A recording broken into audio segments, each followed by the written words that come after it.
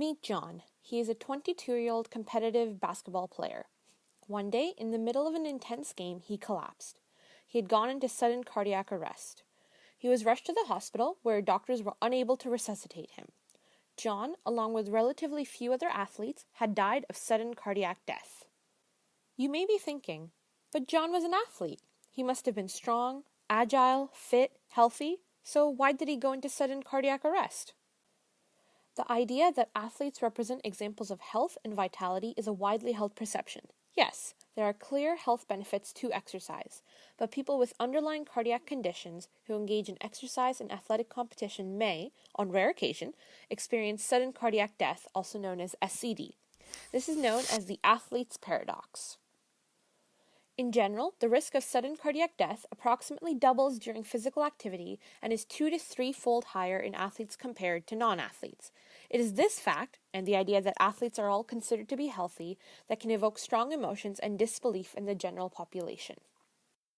Sudden cardiac arrest is a condition where the heart suddenly stops beating. The electrical system of the heart is important to maintain in order to generate rhythmic contractions that can efficiently pump blood to the rest of the body. When this rhythmicity is lost, the heart can beat out of control. This abnormal heart rhythm is known as ventricular fibrillation. This condition is not sustainable by the heart, ultimately leading to its failure. So why do athletes like John go into sudden cardiac arrest? Sudden cardiac death in competitive athletes under the age of 35 is most often due to undiscovered heart defects or overlooked heart abnormalities. Many different underlying cardiac conditions can cause heart arrhythmias, that is, cause the heart to beat irregularly. In many cases, inherited disorders affecting the heart's electrical system go undiagnosed, such as hypertrophic cardiomyopathy, long QT syndrome, or Brugada's syndrome. In John's case, he was unaware he was living with an inherited cardiac disorder known as channelopathy. This disorder affects channels of the heart involved in electrical conduction. The issue in the case of athletes is that arrhythmias or dysfunctional effects of underlying cardiac conditions can be exacerbated under the added stress of exercise, which can cause the heart to go into sudden cardiac arrest. While certain underlying conditions may be tolerable at rest or in a more sedentary individual, it may not be in athletes. It is for this reason that non-athletes can go their entire lives without feeling the effects of the same underlying cardiac disorders. Like in the case of John's mother, who also had a channelopathy, but had gone her whole life without knowing because she has never been a very active individual. While many people believe exercise is good for your heart, it has been shown that too much may actually have negative effects on heart function.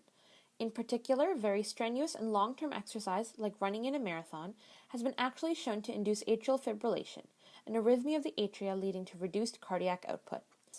It appears in the case of these individuals that the stress of vigorous exercise can damage the heart muscle. Like John, competitive basketball players have the highest incidence of sudden cardiac death, with sports like soccer and football falling not far behind.